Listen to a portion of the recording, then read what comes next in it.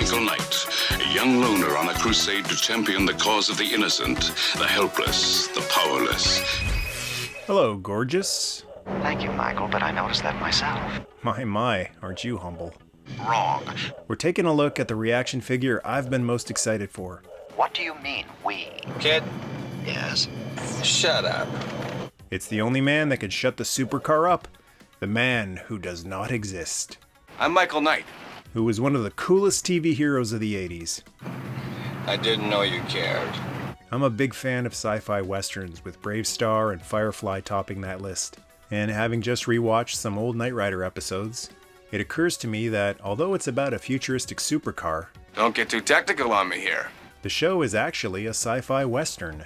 A man and his steel horse. The mysterious lone cowboy, complete with cowboy boots, big belt buckle, and leather jacket, going from town to town righting wrongs. Michael, I hate to bring it up, we still have a mission waiting. Ah yes, thanks for the reminder, KITT. This ReAction Michael Knight figure by Super 7 is currently available at Big Bad Toy Store. If you're interested in picking one up for yourself or a friend, there's a link in the video description you can follow that'll take you right to it. A lot of these ReAction figures are kept on card because the 5 points of articulation don't let you do much with them, and the sum of the figure and the card art is greater than the parts. So here's a look at what the figure would look like hung on display.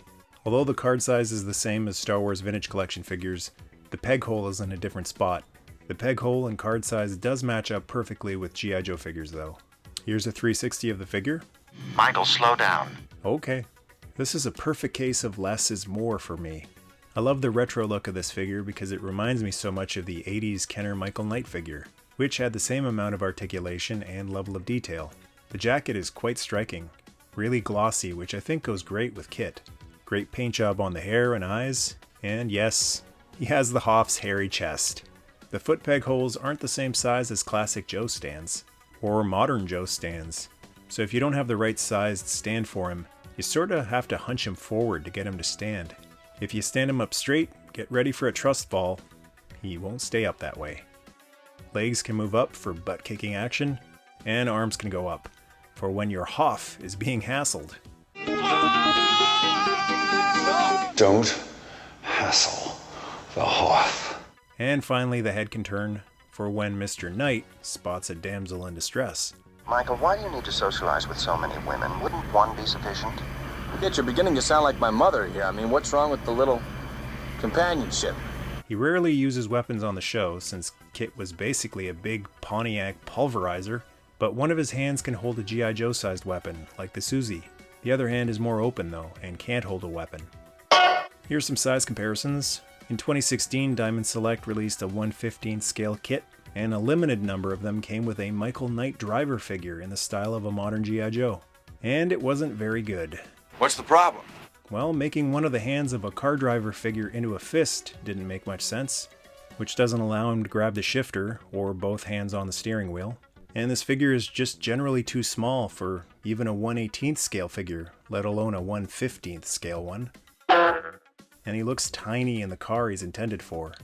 And here he is alongside the 1983 Kenner Michael Knight figure from the Talking Knight Rider KITT set.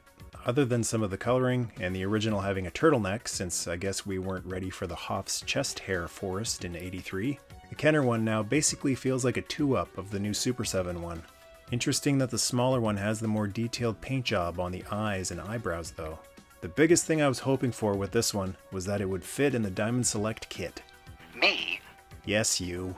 I have numerous complex systems which could be adversely affected. Oh, relax. This won't hurt a bit. What does relax mean? It's kind of like when I put you in neutral.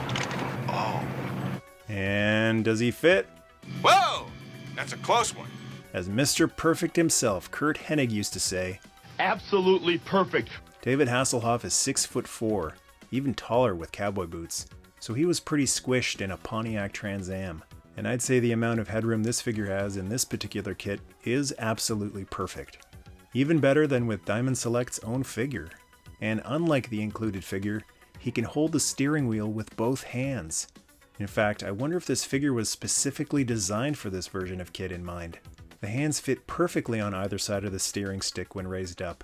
I hope that he would fit despite the lack of articulation in the legs, but I never imagined the steering wheel would plug so perfectly beside the hands without any bending required, or customizing to the steering wheel. It's absolutely magnificent.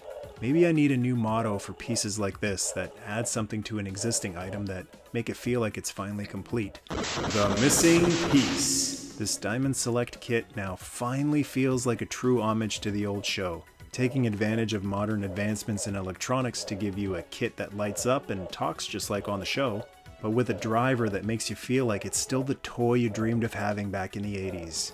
The vintage Kenner one is getting harder and harder to find for an affordable price, especially in shiny condition, which is KITT's hallmark. So getting a mint in box Diamond Select one from just a few years back, alongside one of these new mint on card Michael Knight figures, is truly the next best thing. And for some, even better, and at a fraction of the price. And here are the two drivers sitting side by side to show you the difference proper headroom makes. Although I'm sure Michael Knight would rather be sitting beside someone else, putting that head swivel to good use. Looks like we're gonna join Traveler's Aid. Gonna give the little lady a lift. And let's try putting the ReAction figure in the vintage Kenner kit. I don't think we want to find that out. Ah, come on, KITT. I want to give it a try. Why? Because it's there. Yeah, just playing around, KITT. Oh, how very unproductive. KITT, remember, manners maketh man and machine. Sorry, Michael. Actually, I think you were right on this one. It looks ridiculous. Not really. Now you're just arguing for the sake of arguing. And one more thing I wanted to try, for the handful of Hardcastle and McCormick fans out there. Another great classic show with the prettiest car of the 80s. Michael? Sorry, present company excluded, of course. Trying the figure out in a supercar that doesn't have any advanced computer components. Well, these computer things are just a waste of time anyway. Oh, present company excluded, of course. I've always thought Daniel Hugh Kelly looked quite a bit like David Hasselhoff back then, and that a Michael Knight figure could probably stand in for a Mark McCormick figure. So here he is in the Ertl diecast Coyote. Head sticks out a bit too much, and the jacket could use a custom brown paint job, but it's not bad.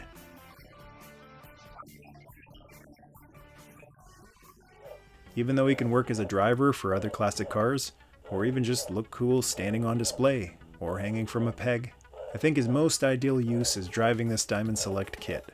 Sometimes you just have to wait 6 years for that missing piece that takes something from being pretty good to great. I see. KITT's not very sentimental.